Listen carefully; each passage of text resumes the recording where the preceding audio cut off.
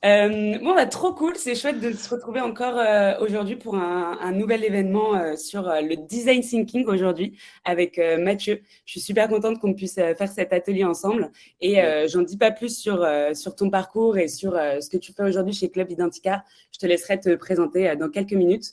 Moi, avant ça, je voudrais vous dire où est-ce qu'on est aujourd'hui, pourquoi est-ce qu'on organise cet événement. Du coup, aujourd'hui, on est chez Maestro. Maestro, c'est l'école du product management. Et en fait, on a construit les Maestrix, qui sont des événements hebdomadaires tous les mardis, pour se retrouver pendant 1 heure et en fait plonger dans une thématique du product management et recevoir un expert qui va en fait nous partager sa méthode, ses bonnes pratiques, ses petits tips, quelles sont les erreurs qu'il a faites à ne pas reproduire, comment animer un atelier de design thinking par exemple.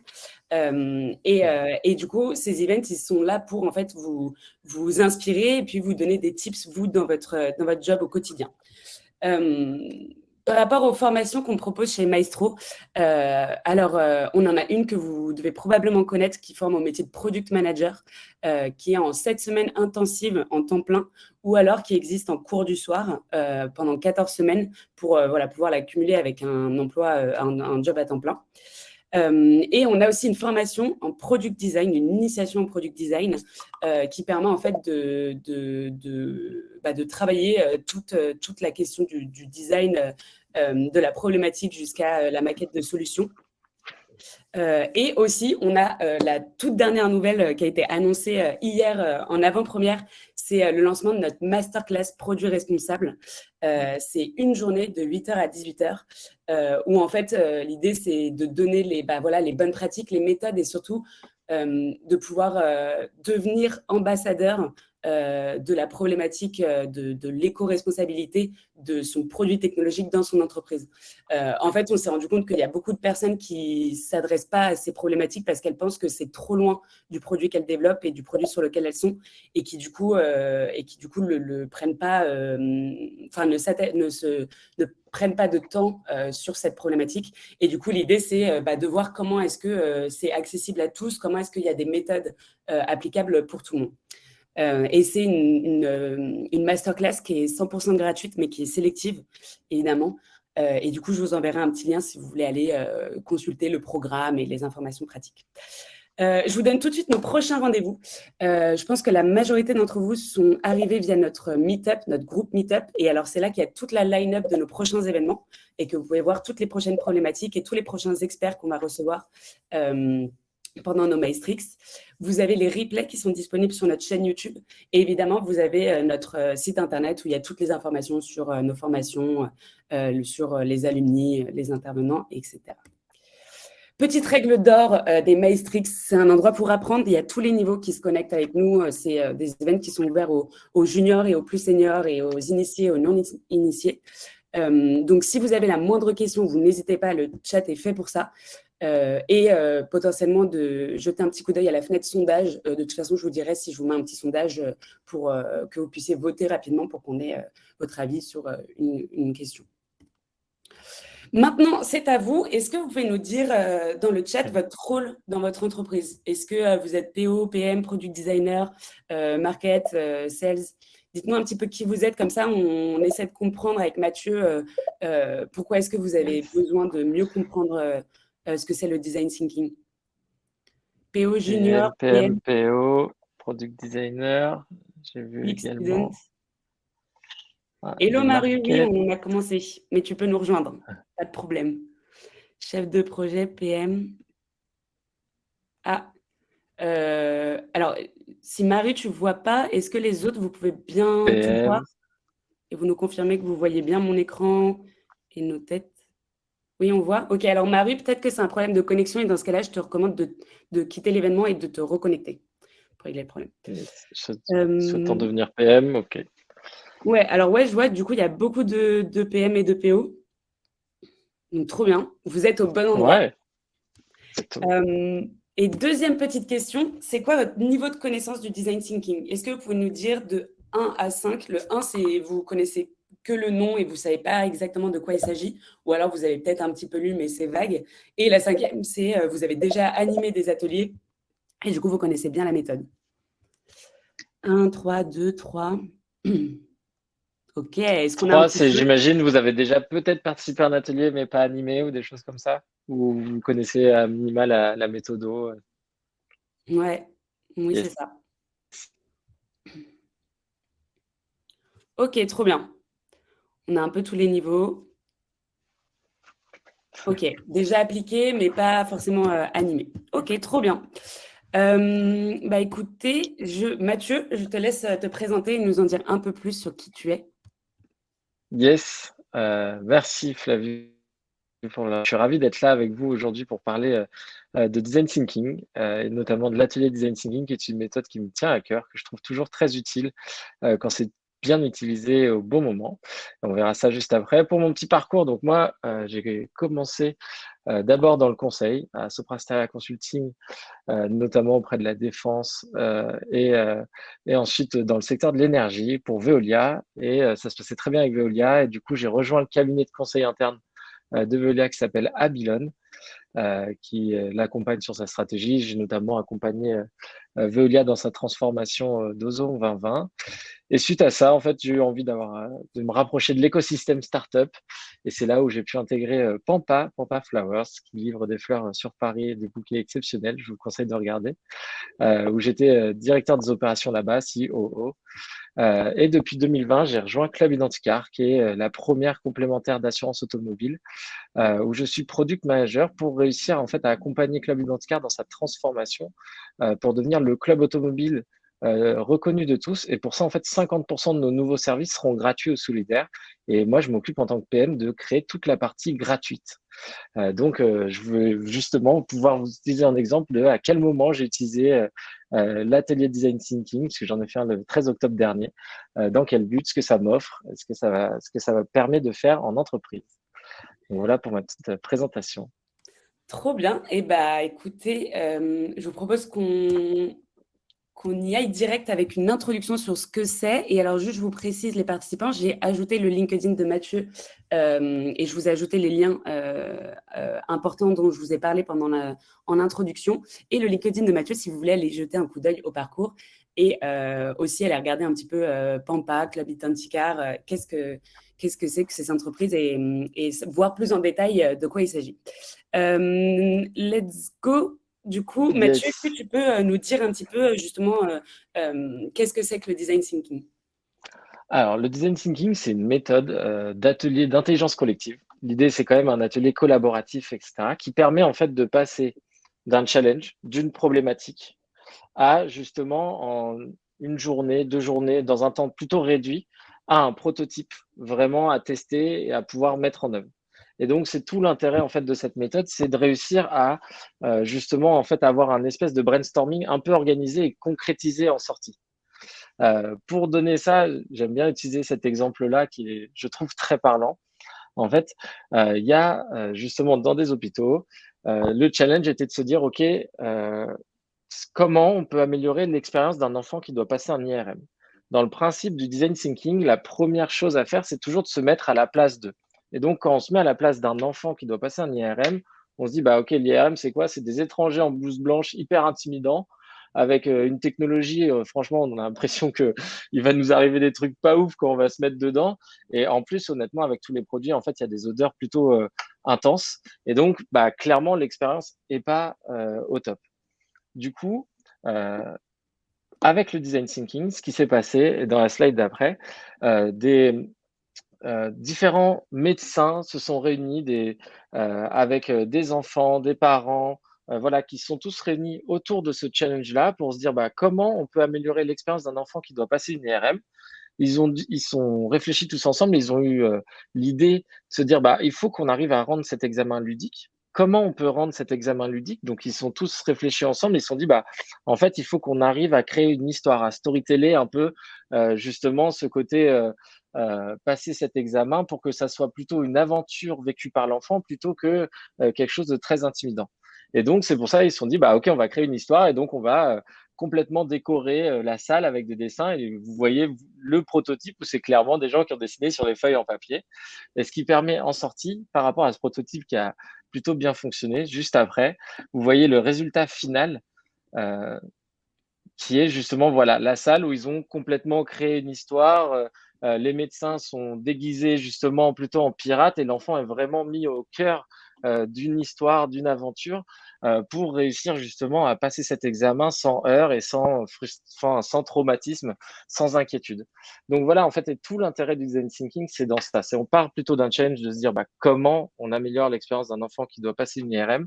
On se met à la place d'eux, on essaye d'avoir des idées, on met en place des prototypes et derrière, on vient améliorer petit à petit notre prototype avec un processus itératif que vous devez tous déjà entendre, agile ou autre, qui permet d'améliorer et d'arriver sur un résultat final qui est juste canonissime. Donc voilà un peu l'intérêt du design thinking en quelques mots pour cette introduction.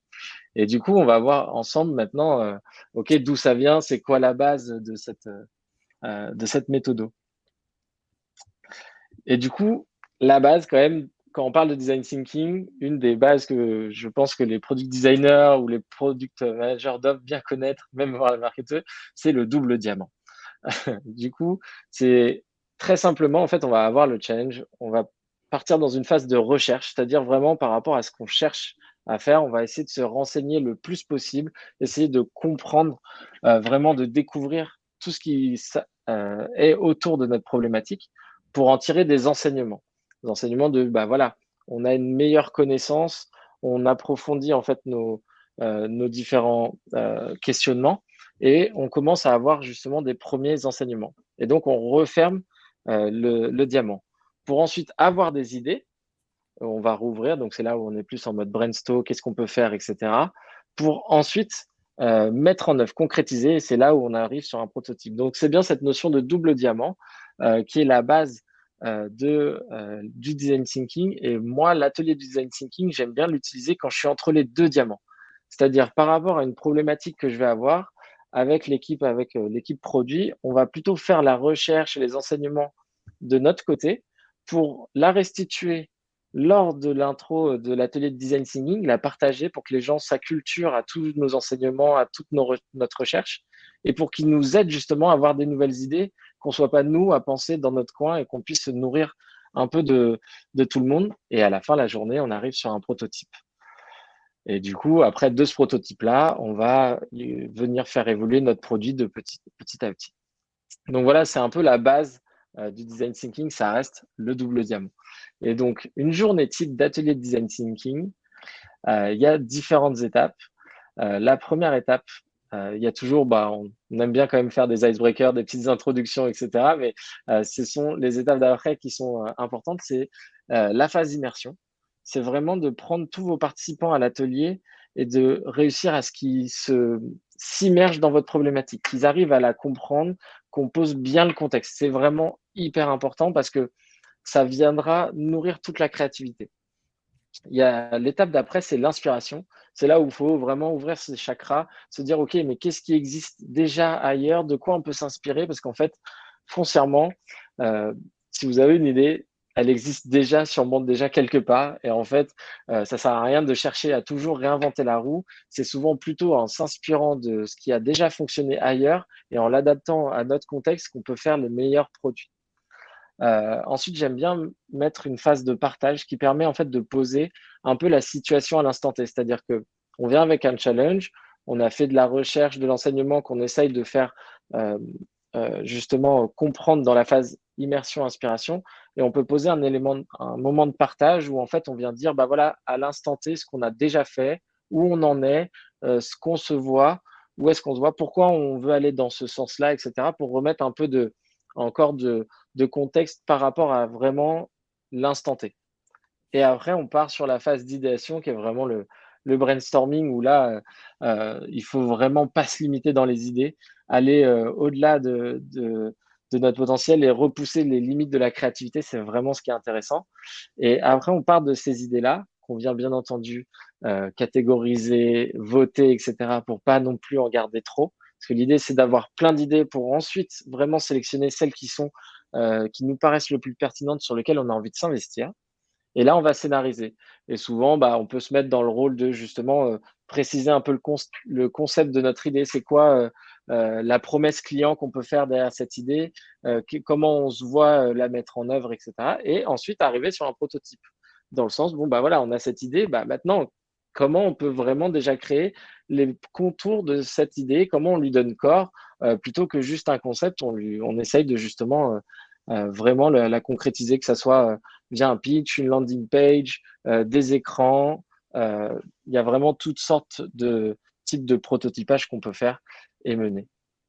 Et donc, du coup, on va passer un peu plus en détail sur chaque étape. Mais si Flavie, vous avez des questions déjà, surtout n'hésitez pas. Oui, et j'ai ajouté dans le chat, je me suis permise par rapport à la précédente slide sur le double diamant. Bah, comme tu disais, Ouais. Mathieu, je pense que la plupart d'entre vous, vous connaissez bien cette méthode qui est quand même au cœur du product management. Mais du coup, je vous ai mis une fiche explicative sur ce que c'est le double diamant. Et si vous voulez, cette fiche se trouve dans la Product Toolbox de Maestro qui regroupe beaucoup de méthodologies de la discovery jusqu'à la delivery. Donc, ça peut être intéressant si vous voulez aller jeter un œil. J'ai l'impression qu'on n'a pas de questions. Est-ce que vous avez des questions sur justement le déroulé de cette journée? De toute façon, on va présenter chaque phase une à une, mais ou alors tout est clair. Je ne sais pas. Ouais. Tout le Tant monde mieux est- si tout est clair, mais on peut, au pire, on peut enchaîner. Et surtout, n'hésitez pas à poser vos questions. On peut s'arrêter pendant qu'on passe dessus sur les phases, etc. Donc, c'est avec plaisir. c'est- L'une des phases pour moi les plus importantes d'un atelier de design thinking, c'est vraiment l'immersion. Parce qu'en fait, vous allez prendre des participants qui, eux, sortis de leur contexte, en fait, connaissent pas autant le sujet que vous. Et donc, vous avez besoin de les mettre en plein cœur de votre sujet pour avoir les bonnes idées qui vont sortir par la suite. Parce que si vous dites juste, bon, bah voilà, ma problématique, c'est ça, t'as pas une idée, on va vous donner 2, 3 idées, mais que vous avez sûrement déjà eu. Et du coup, l'idée, c'est de vraiment utiliser cette phase d'immersion pour les immerger complètement dans votre problématique et surtout les mettre à la place des clients ou des utilisateurs. C'est tout l'enjeu de cette phase, c'est de vraiment réussir à comprendre qu'est-ce qu'on cherche à adresser comme besoin utilisateur, comme client, qu'est-ce qu'on cherche à améliorer comme processus. Enfin, voilà, ça dépend vraiment de quel est votre challenge du matin. Et donc, c'est vraiment pour moi une phase sur laquelle il faut consacrer vraiment du temps, au moins 1h30 à 2 heures. Si on prend sur une journée type d'atelier design thinking sur une journée, on peut bien y consacrer 1h30 parce qu'on peut enchaîner différents petits ateliers, que ça soit un petit caout, un petit quiz pour commencer à immerger avec des questions un peu loufoques, un peu drôles par rapport à une problématique ou un secteur donné. Vous pouvez utiliser des interviews croisées pour que les différents participants puissent se raconter des anecdotes et se souvenir, se remettre dans la peau de typiquement ce que j'ai fait quand on a fait un atelier au sein de Club Identicar, je les ai mis dans la peau d'automobilistes. Donc, je leur ai demandé une anecdote qu'ils ont pu avoir sur la route, une bonne comme une mauvaise, pour essayer de comprendre quels étaient les sentiments qu'ils avaient quand ils étaient au volant ou quand ils étaient sur un trajet. On peut sinon utiliser, on peut formaliser des personas pour essayer de comprendre nos plus proches, nos utilisateurs. On va leur donner corps, on va créer des personas. On peut également faire des cartes d'empathie. Donc, l'empathie map, c'est vraiment qu'est-ce que je ressens, qu'est-ce que je vois, qu'est-ce que j'entends, quels sont mes problèmes, quelles sont les opportunités, quelles sont les solutions que j'utilise aujourd'hui pour contourner mes problèmes, qui permet en fait vraiment d'avoir une compréhension globale de qui on cherche à adresser, à quel utilisateur on a envie de parler. C'est vraiment très important parce que c'est de la base où à la fin de la journée, vous pouvez vous dire, est-ce que finalement, par rapport à ces problématiques-là, à ces besoins utilisateurs-là, à mon challenge, est-ce que les prototypes que j'ai en sortie, ils y répondent ou pas? Et c'est tout l'intérêt de cette étape-là de l'immersion, qui est vraiment le premier pied dans l'atelier design thinking. Et petite question, interview croisée, c'est-à-dire qu'on se met à la place d'une personne? C'est plutôt, en fait, on peut se mettre en binôme. Et c'est comme si, tu vois, Flavie, je te disais, toi, raconte-moi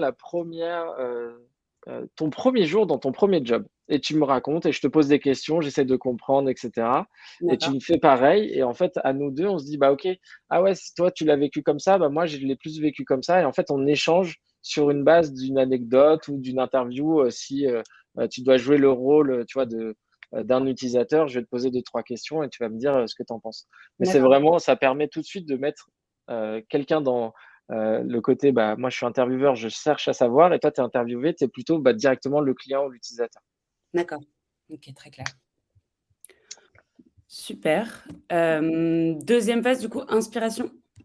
Ouais, alors l'inspiration, c'est vraiment ouvrir ses chakras pour booster sa créativité. Moi, un outil que j'utilise beaucoup à chaque fois quand je suis dans une étape d'inspiration, c'est que je fais un grand benchmark et je fais des cartes d'inspiration de tout ce qui peut exister de près ou de loin à mon challenge. Typiquement, quand on a travaillé sur quel service gratuit on pouvait créer pour les automobilistes, dans notre benchmark, il y avait de la télémédecine, des choses très associées à la voiture, comme Road Trippers pour des road trips ou des choses type charge map pour les recharges de voitures.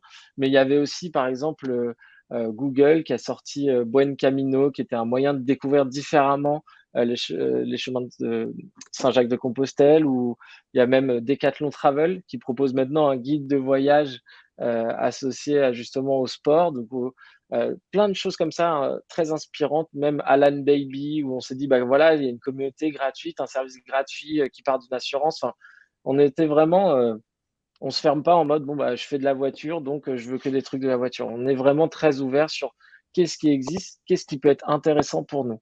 Et après, on demande aux participants de se dire, bah voilà, qu'est-ce que vous avez trouvé intéressant? Qu'est-ce qui vous paraît hyper important de copier ou de s'inspirer? Ou qu'est-ce qui vous a vraiment surpris? Ou qu'est-ce que vous trouvez nul sur lequel il faut pas aller parce que ça ne nous correspond pas?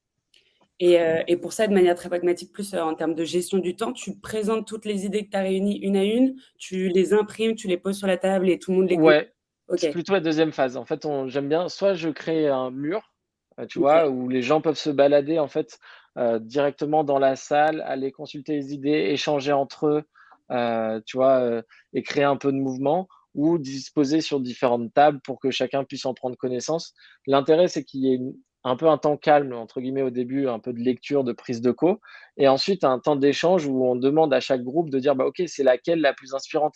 Et chacun se dit, bah, moi, celle que j'ai trouvée le plus inspirant, c'est celle-là, parce que, et c'est ça qui fait, qui crée un peu l'intérêt derrière cette phase, c'est vraiment de se dire, bah, OK, en fait, qu'est-ce que j'apprends et qu'est-ce que je trouve vraiment ouf que je savais pas avant et que, vas-y, en fait, faut qu'on le fasse, quoi, faut qu'on y aille, etc. OK. Et en moyenne, on parle de, enfin, c'est, je sais pas, je dis un peu au Une hasard. heure, OK, 1 heure? OK, d'accord. ouais, grand. Là, parce qu'en fait, ça dépend s'il y en a beaucoup ou pas. Après, voilà, l'idée est pas de submerger de Ouais, connaissances les participants. Faut que ça puisse tenir en une heure. Ou ce qui est bien, c'est de se dire, bah voilà, on se donne 10-15 minutes pour prendre connaissance de manière individuelle. On laisse 20-30 minutes pour débattre en équipe. Et après, chaque groupe vient restituer celle qu'il a trouvée la plus inspirante. Et il y a un moment de partage un peu en plénière de pourquoi on a trouvé que tout le monde trouve que c'est la même qui est inspirante. mmh, Ah ouais, OK. Qu'est-ce qu'on trouve vraiment inspirant? Tu vois, on peut creuser un peu des fois, échanger avec la plénière, enfin tous les participants pendant cette phase-là, quoi. OK. L'idée, c'est que, en gros, l'intérêt, c'est plutôt de se dire, bah, moi, en fait, on fait un travail amont de préparation qui te permet, en fait, de déclencher des échanges qui vont être très constructifs et productifs pour ton après-midi, ta phase d'idéation, mais aussi pour l'entreprise au général, tu vois. D'accord. C'est vraiment un moment de veille, organisé. Mmh, Après, tu vois, si tu peux pas, si tu as pas le temps en préparation, de se dire, «Bah, voilà, faut que je produise un benchmark ou autre», tu peux aussi demander à un intervenant extérieur de venir te partager, lui, sa vision de comment il a fait ça, de pourquoi, comment il a adressé sa problématique dans un autre contexte. Tu vois, ça peut aussi venir te donner ouais, des idées, OK. où tu peux, clairement, aller même le faire ailleurs dans une autre entreprise, pour, justement par rapport à quand tu vois, juste en n'étant pas dans tes locaux, ça peut t'aider aussi à voir les choses de manière différente. Ouais, ça, c'est quelque chose, si on a le luxe de changer d'environnement pour, même pour Mmh. l'équipe, ça peut être un plus pour cette partie, de l'atelier. Enfin, pour, le design thinking au complet. Si c'est tout clair, on passe à la carte suivante, Yes. partie partage. La phase de partage, en fait, je la mets celle-là, ça peut être une phase un peu facultative, ça dépend de où est-ce que vous en êtes, mais moi, je pars du principe qu'en gros, on part jamais de zéro. Il y a toujours quelque chose qui a déjà été fait. On a déjà, on entend souvent dans les entreprises: «Ouais, on a déjà essayé ça. Ah, ça ressemble un peu à ce qu'on avait fait avant». Bah, en fait, c'est de se le rappeler et de se dire aussi, bah, heu, qu'est-ce qu'on en retient de ces éléments-là, de ces initiatives qui ont déjà été passées? Qu'est-ce qui était bien? Qu'est-ce qui était pas bien? Qu'est-ce qu'il faut qu'on à quoi il faut qu'on fasse attention, comment justement on arrive à se remettre dans la situation à l'instant T et comment on n'oublie pas le passé. C'est pas de se dire à chaque fois, ouais, ok, on pense le nouveau truc, l'avenir et tout. C'est aussi de se dire, bah, en fait, on n'oublie pas ce qu'on a déjà fait parce que c'est ce qui nous amène aujourd'hui ici. Et du coup, c'est toujours bien de le repositionner. Donc, que ça soit via directement des participants qu'on vient dire, bah, est-ce que tu peux nous partager quand vous aviez travaillé sur tel projet, ce que vous aviez fait, est-ce que tu peux nous faire ce Rex-là, etc. Ça permet de justement ne pas oublier qu'on part jamais de zéro finalement quand un sujet est neuf, même si le produit n'existe pas, même si c'est juste un embryon d'idée, il y a toujours déjà des choses qui ont déjà été faites. Ouais, et puis aussi, ça me fait penser si c'est un design thinking qui arrive après avoir killé une feature, par exemple, et qu'en fait, on est en train d'essayer de repartir à zéro et de repenser à une nouvelle solution qui fonctionnera mieux. Ça enlève aussi la frustration de revoir ce qu'on a déjà fait et de se dire on l'a pas fait pour rien, on a tiré des learnings et là, on est vraiment dans Exactement. une autre démarche. C'est ça, ça permet vraiment de reposer en fait, on jette pas pour jeter. C'est juste on l'utilise pour refaire, repenser et c'est grâce à ce qu'on a fait avant qu'on arrive plus loin après, quoi. Ok. C'est vraiment une nouvelle brique. Et du coup, là, en termes pareil, de temps, c'est 1 heure d'échange? Non, ça peut être en fait, ça dépend je pense que, tu vois, pour pas que ça soit trop long, moi, j'aime bien dire un quart d'heure, 20 minutes max de présentation, tu vois, s'il y a une présentation Mmh, et après un quart d'heure, 20 minutes d'échange s'il y a d'autres, participants qui veulent réagir par rapport à cet instant-là. d'accord. Parce que l'idée est pas non plus de se perdre dans, une présentation, voilà, A plus B, pourquoi on a fait ci, pourquoi on a fait ça. Il faut que ça soit, plus des éléments de contexte pour améliorer la compréhension globale, mais il faut pas que ça devienne, tu vois, très descendant voilà ce qui a été fait, donc ne faites pas ça. Enfin, tu vois? Oui, Faut pas que ça soit perçu comme ça, donc faut plutôt instaurer une discussion autour de ces éléments de partage et je pense qu'une demi-heure, 40 minutes grand max, ça peut suffire. d'accord, très clair. Next slide, la phase Heu, idéation. voilà, donc ça, c'est vraiment la phase, où là, ça part dans tous les sens, mais tant mieux et il faut que ça parte dans tous les sens parce qu'en fait, c'est vraiment l'idée, c'est, de générer le plus d'idées possibles, repousser les limites de la création et ensuite de refermer, en fait, pour fédérer autour des meilleures idées. Donc c'est pour ça que là, j'ai pas mis d'exemple clé parce que vous faites votre brainstorm comme vous avez envie, mais pour moi, ce qui est important, c'est de toujours respecter à minima 3 phases. Il y a le brainstorm, donc là, vraiment, une idée, un post-it et on en fait le plus possible. Heu, il y a ensuite le classement des idées, c'est-à-dire, bah, OK, dans toutes les idées qu'on a posées, là, maintenant, on prend un peu de temps, on prend du recul, on relit toutes nos idées, on se dit: «OK, qu'est-ce qui est vraiment à lancer? Qu'est-ce qui est à garder peut-être pour plus tard?» parce que en fait, ça peut coûter soit très cher, soit on n'est pas mature, soit, finalement, c'est peut-être trop tôt, on n'est pas sûr ou, des idées où on se dit: «Bah, non, finalement, c'est pas ça nous correspond pas, c'est pas nous ou c'était une bonne blague», parce que des fois, on arrive à mettre des idées qui sont des blagues. Donc, de vraiment commencer à retrier ça et après on s'intéresse justement aux idées qu'on veut lancer et c'est là où on fait un vote, classique, hein, soit avec des gommettes, soit avec des petits billets, enfin, comme vous avez envie, soit dans un Miro si c'est à distance et cetera. Mais en mode, un peu user voice, qui peut permettre justement de dire: «Bah, OK, là collectivement, c'est à quelle idée on croit le plus?» et en fait, rien que de poser souvent ce vote, ça amène les gens à vouloir regrouper 2 ou 3 idées parce qu'ils se disent: «Ah non, mais en fait, c'est pas si loin et en fait, ça on peut le mettre ensemble» et du coup et en fait, de 1 ou 2 idées, on arrive à créer un vrai concept qui commence à naître à ce moment-là du vote, quand on compte, les points. Après dans le brainstorm pour repousser, les limites, moi j'aime bien utiliser la notion, d'idéation contrainte. C'est-à-dire, au début, on va dire: «Bah, OK, balancez-nous toutes vos idées, allez-y» et cetera et après, on cadence de manière très rapide entre, 3 à 5 minutes sur une question. Typiquement, et si vous étiez Elon Musk, tu vois, par rapport à ton challenge, si tu étais Elon Musk, tu ferais quoi? Et là, tu vois, tu penses des trucs qui te paraissent hyper, complexes, mais en fait, ça va être simple et cetera. Ou, si, tu as pas d'argent, qu'est-ce que tu fais? Donc là, tu penses des trucs hyper sommaires, comment est-ce que tu pourrais appliquer, juste en te disant: «OK, je le fais».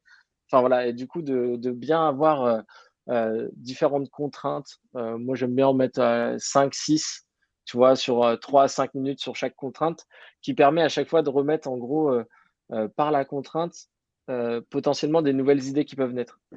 Ouais, OK. typiquement, lorsque j'avais fait ça et que j'avais mis la contrainte avec Elon Musk, on est tout de suite arrivé sur une notion de voiture autonome et donc du coup, en fait, on n'est plus en train de conduire, donc on est en train de faire autre chose dans la voiture.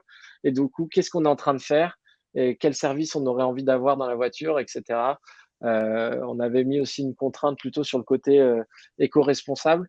Donc du coup, qu'est-ce qu'on peut faire pour être éco-responsable alors qu'on est en train de conduire, même s'il peut y avoir des voitures électriques, ça reste quand même quelque chose de polluant. Donc, comment on peut compenser? Enfin, tu vois, ça donne des nouvelles idées qu'on n'aurait pas de manière instinctive.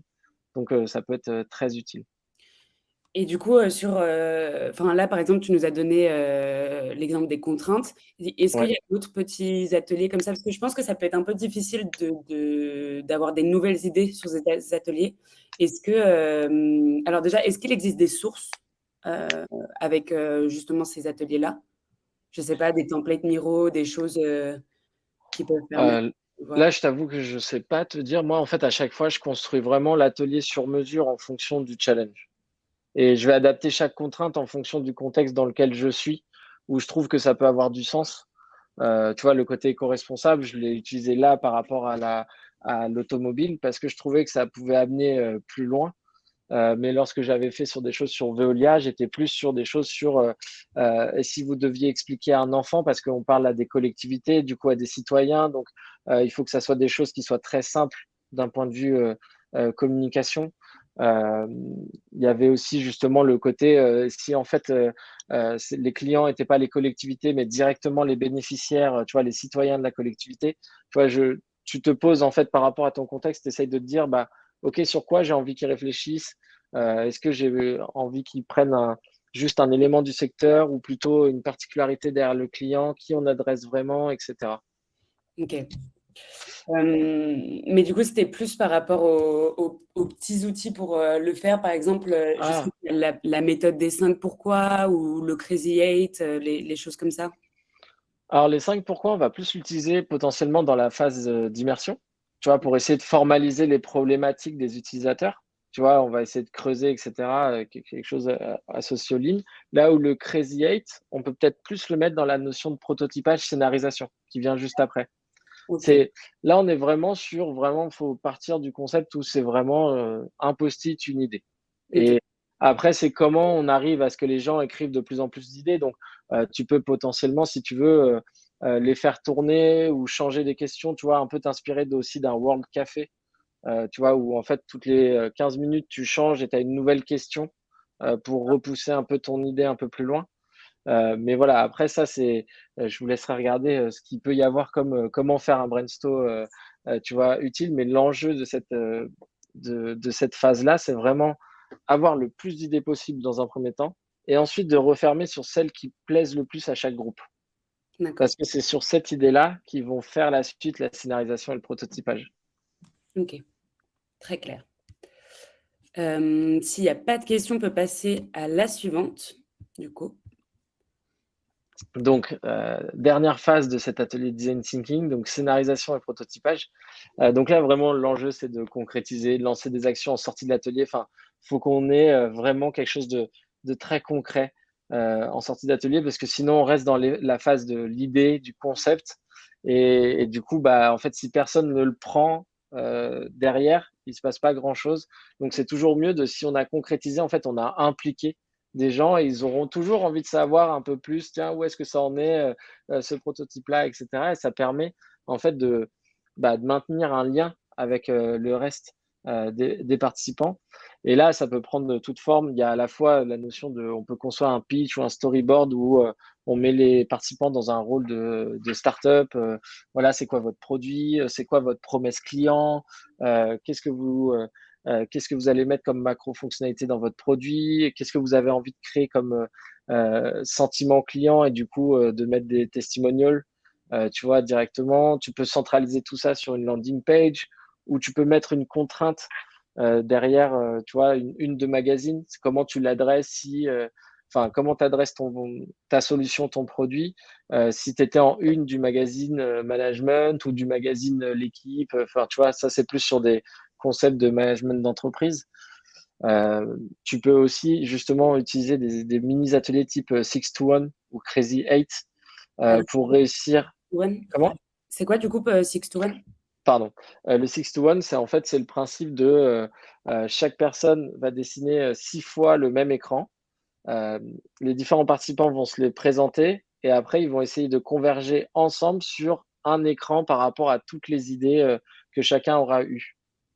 Donc, c'est D'accord. une manière en fait de prototyper un écran d'un produit qui est utilisé pas mal par les UX, UI designers et qui est souvent très utile pour s'accorder autour d'un concept. Justement, ça permet à la fois d'identifier euh, ce que tu as envie de transmettre comme message, quel usage tu as envie de donner à ton utilisateur, et du coup, quelle est la valeur de ton produit, qu'est-ce que tu as envie de créer comme valeur chez lui. D'accord. Et du coup, Crazy 8, parce qu'on en a parlé, est-ce que aussi tu peux expliquer ce que Alors, Crazy 8, tu as 40 secondes en fait à chaque fois pour réussir à imager ou concrétiser une idée, une fonctionnalité que tu peux avoir associée à ton produit. Et après, c'est pareil, ça te permet de lister les différentes fonctionnalités et d'aller un cran plus loin pour poser la première brique de ton concept. Ça peut être vraiment utilisé au début de l'étape de scénarisation. Tu vois, tu viens d'avoir l'idéation, tu as un peu la solution, tu dis, OK, maintenant, comment je lui donne un peu plus de corps et tu peux partir sur un crazy head de qu'est-ce que doit faire ta solution. Tu vois, tu as les grandes fonctionnalités, comment tu le vois, et tu peux le faire justement soit en mode dessin, soit en mode à l'écrit. Et après, tu converges et ça te permet justement d'avoir de l'idéation au sein de ton idéation, de ta solution que tu as définie juste avant. D'accord. Donc, ça te permet de refaire un petit brainstorm sur cette partie-là. D'accord. Et donc du coup, cette partie de la scénarisation et le prototypage, par exemple, quand tu mets réalisation d'une landing page, ça, en fait, chaque groupe va décider ce qu'ils vont faire ou c'est toi qui leur fixe le Euh, Moi, j'aime bien le fixer parce qu'en fait, si tu n'as pas des consignes claires ou des choses, tu auras un résultat plutôt hétéroclite. Alors que si tu mets quelques contraintes de dire, bah voilà, vous allez faire une landing page et la landing page, vous la ferez de telle manière, elle doit retrouver tel élément, etc. Bah, ça te permet d'avoir une uniformisation de la production qui, toi, est beaucoup plus exploitable par la suite. D'accord. Euh, donc, ouais, moi, j'aime bien, en fait, en fonction du challenge, etc., je vais plutôt me dire, OK, là, ce qui est intéressant, c'est plutôt de faire un pitch, c'est de construire une démarche, c'est de construire un plan d'action. Ou des fois, ça va être, bon, bah là, je veux plutôt un produit. Donc, en fait, j'ai envie qu'il me fasse, comme une startup, une landing page avec différents écrans, comme si c'était sur l'app Google Store ou l'App Store, tu vois. D'accord. Et ça, du coup, c'est un... Ah, il y a Lucas qui Ouais. demande, on peut revenir sur... Qu'est-ce que tu veux savoir, Lucas, sur le Crazy 8? C'est vraiment, à la base, en gros, tu as 40 secondes par fonctionnalité pour essayer de méthode et usage. Moi, je l'utilise justement quand j'ai une solution. On se dit, voilà, OK, on est accordé sur le concept de notre idée. On a envie que ça fasse ça. C'est pour lui donner corps de comment tu le fais. Et tu peux avoir différentes idées de fonctionnalités qui peuvent venir nourrir ta solution. Et donc, dans la méthode, c'est vraiment, tu as 40 secondes par fonctionnalité, fois 8. Et ensuite, en groupe, tu échanges pendant 10 minutes pour voir un peu tout ce que les différentes fonctionnalités que vous avez mises. Et après, ça te permet de dire, OK, on est d'accord sur, venez, on met celle-là, celle-là, celle-là, qui permet de donner du corps à ton produit. Il n'y a pas de limitation, c'est-à-dire que si tu es 5 dans un groupe, tu arrives à chaque fois pendant ce mini Crazy 8 qui dure en gros 30 minutes max. Tu vois, c'est 40 secondes, 40 secondes, 40 secondes, 40 secondes, enfin fois 8. Et après, tu débats et tu peux en faire un ou deux pour vraiment essayer d'avoir le plus d'idées de fonctionnalités possibles. Et après, l'idée, c'est pareil, tu refermes pour pas que ça fasse tout et n'importe quoi, quoi. C'est qu'est-ce qui a du sens, qu'est-ce qui est le plus pertinent et tu essayes de te restreindre à 4 fonctionnalités cœur qui te permettent de construire autour de ça, quoi. Ouais, et je vais essayer de vous montrer un exemple justement qu'on a fait. 40 secondes pour la formaliser d'abord. En fait, c'est 40 secondes où individuellement, tu viens formaliser ton idée, ta fonctionnalité, et après, tu la débats dans les 10-15 minutes que tu t'accordes pour pitcher la feature. Je vais vous donner un exemple. Du coup, on avait fait pendant une session maestro, un workshop d'idéation, on avait fait une session Crazy 4 du coup et pas Crazy 8 Je t'en prie. parce que c'était Ouais, en timing. Et du coup, en fait, ce qui se passe, c'est que c'était à distance. Donc, chacun était chez soi avec l'ordinateur.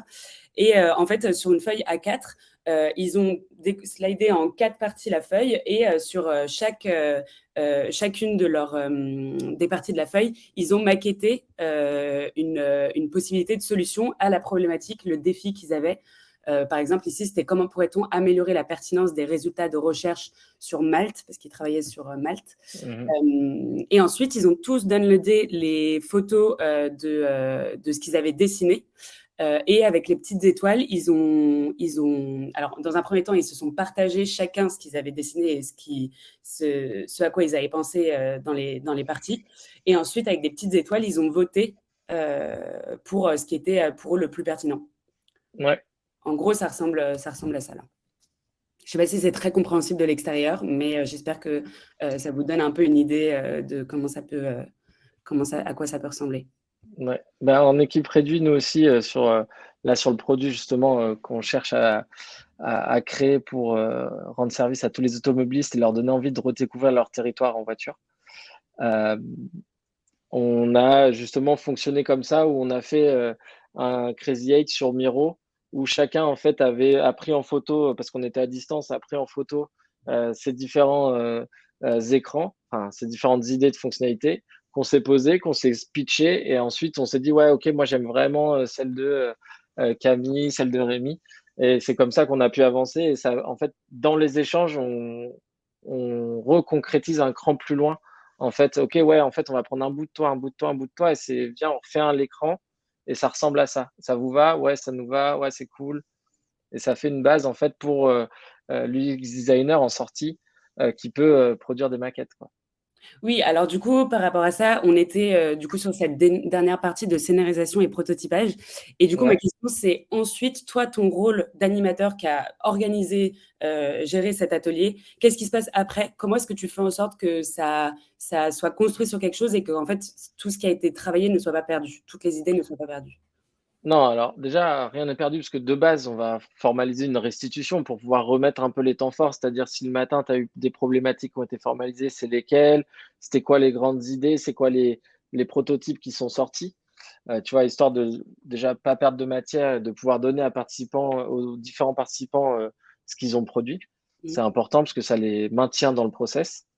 Et après, en fait, avec l'équipe, nous, on prend du recul sur les différentes idées. On se dit, OK, quelles sont celles qui nous plaît le plus? Parce que tu vois, tu en as quatre et on va pas lancer quatre produits. Enfin, nous, dans notre état, on avait quatre groupes et on n'allait pas lancer quatre produits ou quatre protos. Donc, on s'est dit, OK, par rapport à tous les groupes, est-ce qu'il y a un dénominateur commun en type de solution, tu vois? C'est-à-dire, nous, par rapport à la notion d'automobiliste, encore, tu vois, il y avait une notion de avoir accès à de l'information fiable et restituée au bon moment quand il faut, tu vois. Et donc, du coup, bah, OK, on est parti de ce truc-là pour s'inspirer des différents protos, des différentes idées pour en faire nous-mêmes notre propre proto, où là, on a refait notre Crazy Eight sur cette base-là. D'accord. Et derrière, qui nous permet de se dire, bah, OK, il y a ce sujet-là, cette cible-là. On s'y est peut-être pas assez intéressé parce qu'il y avait quelqu'un qui nous parlait, il y avait un groupe qui avait travaillé sur les jeunes conducteurs. Et du coup, on se dit, bah, OK, comment on peut peut-être remettre cette cible au centre? Donc, on va monter une enquête pour essayer de les comprendre, voir ce qu'on pourrait apporter, est-ce que ça correspond aussi à notre cible ou pas, etc. Donc, tu vois, ça nous a ouvert un peu, nous aussi, les esprits en mode, ouais, on est peut-être allé un peu trop vite sur notre cible. Il y en a peut-être une autre qui peut être pertinente, etc., etc. Ok. Donc, c'est vraiment en fonction des différentes idées, des différents protos, tu vois, où tu te dis, bah, OK, comment je vais un cran plus loin? C'est quoi le prochain petit pas? Et comment toi, t'arrives à faire converger tout ça vers une seule et même produit, quoi. Ok. Et c'est intéressant parce que du coup, ça rappelle qu'en fait, il faut bien être clair sur ses attentes de résultats à la fin de l'atelier. Parce qu'en fait, enfin, tu vois, moi, instinctivement, comme ça, je me dirais, bah oui, il y aura une idée qui se détachera particulièrement, je la prends, et puis hop, j'enchaîne sur Mmh, un prototype ou un POC pour la tester hyper rapidement. Alors qu'en fait, non, là, par exemple, dans ce que tu as fait, tu t'es reposé dessus, vous l'avez retravaillé, etc. Euh, et alors, du coup, ma prochaine question, ça serait sur cette partie préparation. Alors mmh. déjà, combien de temps ça te prend de préparer une journée d'ateliers de design thinking? En moyenne, avec la partie, en fait, ça dépend beaucoup de ta partie inspiration, quel niveau d'attente tu te mets, mais à minima, je pense qu'il faut au moins 2 jours pour préparer une journée. Le double, OK. Ouais, Souvent, c'est sous-estimé ça, mais à ouais. minima. Parce que sinon, en fait, et comment savoir aussi si ton atelier est pertinent, bien préparé ou pas? Bah, il faut que tu te le comme si tu étais le participant. Tu vois? Tu te mets à la place des participants et tu te dis: «Est-ce que je comprends les trucs? Mmh, Non, en fait, qu'est-ce que je serais capable de produire? Je sais pas trop. Qu'est-ce qu'on attend de moi?» et cetera et du coup, en fait, tu te questionnes comme ça et ça te permet de, entre guillemets, de faire évoluer, bah, les consignes de ton atelier ou te dire: «Bah, est-ce que finalement le cheminement intellectuel là, où je les amène, j'arrive à le suivre ou pas, il est pertinent?» et en fait, tu vas ping-ponger un peu dans ton atelier et le préciser. Alors que si tu le fais un peu, trop rapidement, tu auras pas ce temps-là de, tu vois? C'est comme quand tu fais un brouillon, tu te relis, quoi. ouais, OK. Bah, c'est un peu l'idée, il faut quand même s'accorder du temps pour, se dire: «Est-ce que c'est la meilleure manière d'arriver à mon objectif final?» Est-ce que finalement l'enchaînement des mini ateliers que je mets à l'intérieur de chaque phase, c'est le bon? Est-ce que c'est pertinent et du coup, est-ce que le résultat, sera, heu, pertinent en sortie, quoi? Et du coup, pour ça, bah, par exemple, parfois on peut, écrire une consigne, et avoir l'impression qu'elle est super claire et en fait, elle l'est pas du tout ou alors elle va être Non. mal comprise ou elle est biaisée et cetera. Est-ce que tu as des tips pour ça? Est-ce que tu la testes avec d'autres personnes? Qu'est-ce que tu fais pour être sûr que Ouais, c'est clair? en fait, j'aime bien justement, j'ai toujours, enfin, tu vois, au sein de mon équipe, on est plusieurs. Tout le monde ne participe pas à toutes les consignes et cetera, plus on se sépare un peu les différentes phases à préparer et donc D'accord, quelqu'un qui a pas travaillé sur cette phase-là, je vais lui soumettre la consigne, je vais lui dire: «Ouais, qu'est-ce que tu ferais? Qu'est-ce que tu comprends?» et ça te permet, de se dire: «Bah, ouais, en fait, moi, je m'attendrais à faire ça», tu vois? Et tu regardes si toi, le template que tu avais pensé, il correspond ou pas. d'accord, OK.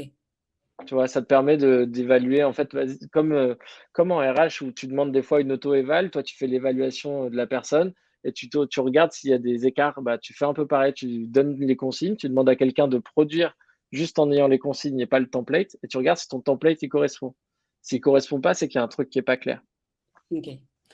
Et c'est vrai que c'est un peu enfin, parce que du coup, on a envie de se dire que les consignes, elles doivent être assez précises et minutieuses et vraiment bien découpées pour vraiment, que les personnes réfléchissent à ce qu'on veut, sans brimer la créativité et sans, Non? bloquer. C'est, une notion, hyper difficile. Ça s'acquiert, plus avec le temps, non? Ou alors c'est si tu Ouais, après, c'est en fait avec, tu as à la fois l'expérience, la pratique, parce que tu vois, tu vas des fois revenir des fois sur des mêmes typologies de mini ateliers que tu vas faire de manière différente en fonction du ouais, contexte, mais que tu vas préciser ou tu vas dire: «Voilà, en fait, ils avaient pas réussi cette partie-là, cette conceptualisation-là, elle est mal passée, on m'a posé pas mal de questions, donc il faut que je la revoie le coup d'après». OK, Hem, Après, moi, j'aime bien, il y a les consignes et il y a les templates et du coup, hem, les templates sont tout aussi importants que les consignes parce qu'en fait, les participants, tu peux dire les consignes à l'oral et en fait, ils écoutent souvent d'une oreille ou ils lisent en même temps que tu le dis et quand ils se retrouvent devant la feuille, ils disent toujours la première: «Alors on fait quoi?» Alors et en fait, si tu as écrit, si tu as bien structuré ton template de réponse, en fait, c'est assez clair. Ils reprennent les consignes sans forcément, lire, tu vois? Tu as différentes questions derrière chacune de tes templates et les gens peuvent comprendre. Tu peux faire des exemples illustrés aussi pour que ça soit encore plus clair, OK, et comme ça, il y a vraiment pas de lieu associé à l'interprétation de la consigne. En fait, il faut d'accord. qu'il y ait l'interprétation de la consigne et laisser la créativité dans la réponse. OK, hyper intéressant. Et ça justement le template que je vous ai montré, sur Miro, c'était du coup l'atelier de Marie Glandu, pendant la formation Product Design et justement, bah, c'est un atelier qui avait duré 2 heures avec les participants et qu'elle avait pris 4 heures, à préparer et c'était un Mmh. template en fait avec, toutes les petites méthodes qu'on peut appliquer, bah, comme le Crazy for, comme, la méthode des 5 pourquoi et exactement à chaque fois elle avait, mis un exemple sur un sujet qui avait rien à voir, une thématique qui avait rien à voir, mais un exemple pour, comprendre, ce que les personnes devaient faire. On a une Pour question répondre à la question de Clémence, ouais, pour évaluer la durée totale de l'atelier, alors il y a plusieurs critères à prendre en compte. C'est déjà, heu, combien ton entreprise est capable d'investir dans ce type d'atelier? Parce qu'en gros, si tu prends, 20 participants pendant 4 jours, ça représente 80 jours de charge. Donc tu vois, c'est potentiellement, 3 mois de salaire à 3 enfin, d'un ETP à temps plein, tu vois? Donc c'est un sacré investissement. Et du coup, après, ça dépend vraiment de, combien il y a de personnes, est-ce que la disponibilité des gens, et qu'est-ce que tu as envie d'adresser. Moi, je pense que souvent, un jour, tu arrives déjà à faire pas mal de choses. 2 jours, c'est vraiment si c'est, le sujet structurant de la boîte, et que tu as besoin d'avoir, 20-30 personnes, les grands patrons et cetera et que du coup, tu peux faire ta première journée vraiment sur de l'immersion, et de l'inspiration pour essayer de poser vraiment le contexte très clair et la deuxième journée sur, de l'idéation et la concrétisation, scénarisation, prototypage, d'un point de vue, vraiment poussé, quoi. Le côté 4 jours, je conseillerais plutôt de partir dans ce cas-là sur un design sprint, qui est une méthodo, en fait, pareil, qui vise en fait à faire ce double diamant en 4-5 jours, où on va prendre des vrais utilisateurs au tout début pour leur demander les besoins. On va travailler en chambre par rapport à leurs besoins sur OK, comment on prototype, qu'est-ce qu'on peut leur proposer, et cetera. Et on va faire de l'itératif en interne. Et à la fin, on va proposer notre prototype à ces utilisateurs qui vont le noter. Et en fait, si tu es au-dessus de 8, ça veut dire que tu as bien répondu à leurs besoins. Si tu es en dessous, ce n'était pas la bonne manière de répondre à leurs besoins. Et c'est une méthode où en fait c'est différent d'un atelier design thinking où tu as un côté un peu collaboratif, là où le design sprint, tu vas plutôt être un PM, un, un product designer et tu vois un UX designer et potentiellement un PO pour produire juste des maquettes ou un prototype, mais de manière tu vois professionnelle quoi. Tu te mets sur Figma, sur Sketch et tu le proposes aux utilisateurs. Là où dans l'atelier d'atelier design thinking, tu peux avoir des gens où c'est pas du tout le métier. C'est vraiment de les nourrir de leur mindset, de leur vision, de leur compréhension globale d'un contexte pour avoir des nouvelles idées. Et c'est une manière aussi d'embarquer les autres personnes de l'entreprise dans des problématiques du C'est produit. ça. Ça permet aussi d'impliquer et de donner en fait du sens à tiens, pourquoi on se pose cette question-là, comment on le voit. Ah ouais, ok, je comprends mieux pourquoi on va sur tel produit ou telle Mm. fonctionnalité. Et du coup, ça embarque, et ça permet de maintenir l'intérêt de tous. Le côté 8 sur 10 pour Lucas, c'est vraiment dans la notion de design sprint. À la fin, en fait, par rapport aux besoins utilisateurs, en fait, l'idée de design sprint en deux, trois mots, c'est vraiment le début. Tu fais un mini focus group autour d'une problématique que tu as envie d'adresser. Tu parles à des utilisateurs, des vrais utilisateurs, pas des gens de ton entreprise, des vrais utilisateurs potentiels de ton produit. Ils te formalisent différents besoins. Tu les fais converger vers ce qui est le plus problématique pour eux. Et tu pars pendant 2-3 jours en mode on essaye de créer hyper rapidement un prototype sur cette base-là. Tu fais tes Figma, tes sketchs, et cetera, tu vois, où tu peux créer tes prototypes un peu animés par rapport à un cas d'usage. Et ensuite, individuellement, à chaque utilisateur, tu vas venir lui présenter ton prototype ou lui demander d'exécuter ton cas d'usage. Et à la fin, tu lui demandes si, sur une note de 0 à 10, est-ce que tu as répondu à son attente qu'ils avaient formulée en début de ton design sprint. Et si ta moyenne de tous tes utilisateurs est au-delà de 8 sur 10, alors tu as bien adressé la problématique. Si tu es en dessous, tu n'as pas bien forcément adressé la problématique, il faut peut-être que tu refasses un design sprint. Voilà la distinction pour le 8 sur 10. Et du coup, sur le design sprint, c'est quelque chose qui arrive plutôt après un atelier de design thinking? Alors, en fait, c'est de manière potentiellement différente. C'est plutôt avec qui tu veux le faire. Tu vois, est-ce que tu es au sein de ton équipe produit et dans ce cas-là, tu peux te mettre en mode design sprint euh, par rapport à la construction d'une feature ou à l'enjeu d'un produit, ou au final, là où l'atelier design thinking, tu es vraiment entre les deux diamants. Tu vois, D'accord. où tu cherches des nouvelles idées. Là où sur le design sprint, tu peux faire toute ta démarche, mais Ouais. sur un cadre plus réduit qui est juste une feature, tu vois, que vont te donner tes utilisateurs. Donc ça peut être un peu, tu vois, un peu les deux. C'est complémentaire pour moi. Tu peux vraiment faire les deux. Ok. Du coup, il nous reste plus que 5 minutes. Je voulais savoir, est-ce que tu as des petits tips? Parce que parfois, ce rôle d'animateur, garder l'énergie des participants, Ouais. faire en sorte qu'ils ne se briment pas dans leurs idées, qu'ils n'aient pas peur, qu'ils prennent la parole. Est-ce que tu as des tips là-dessus? Un peu des choses à faire ou à dire peut-être pour les aider à être à l'aise? Moi, j'aime bien dire des grosses bêtises. Comme ça, déjà, tu vois, genre, en fait, utiliser l'autodérision pour libérer en fait chacun. c'est un peu con, mais ça permet en fait que les gens sentent l'atmosphère, elle est OK, on n'est pas là pour juger, on peut dire un peu tout ce qu'on veut, tout ce qu'on pense. Et toi, si tu donnes une méga connerie qui fait un peu rire tout le monde, bah, ça permet de détendre un peu l'atmosphère. Après, il y a aussi le côté où tu passes, pendant que les groupes partagent, tu vois, toi, tu vas aller t'intéresser à tour de rôle à différents groupes et tu vas aller relancer, challenger, poser des questions pour creuser le truc. Et si tu vois qu'il y a quelqu'un qui est un peu en décrochage, lui demander, bah alors toi, t'en penses quoi et tout, ça te va ou tu verrais quoi? Et tu vois, des fois, la personne, juste parce que tu poses la question, elle te dit tout ce qu'elle avait envie de dire, qu'elle n'osait pas, parce que tu as des grosses personnalités. Après, pour l'énergie, il y a une notion où le timing est important. Tu vois, si tu fais bien respecter le timing, tu dis à haute voix, il vous reste plus que 5 minutes, allez, dépêchez-vous, etc. Ça permet un peu des fois de créer un moment d'urgence et du coup, les gens restent complètement pris dedans et tu gardes la dynamique. Ils sont pas là en mode, ouais, quand est-ce que c'est terminé? Encore combien? Ouais, on se fait chier. Enfin, tu vois, tu crées un peu toujours le sentiment d'urgence qui est important pour que ça soit réussi. Et ça, c'est marrant, ça se voit beaucoup à la fin des ateliers comme ça et je pense que tout le monde Ouais, le sait parce que vous l'avez fait, mais à la fin, tu es lessivé parce qu'en fait, ouais, t'es rincé. ça t'a pris toute ton énergie. On arrive à la fin du Maestrix. Je sais qu'il y avait un livre que tu voulais recommander Ouais, pour la partie un peu théorique.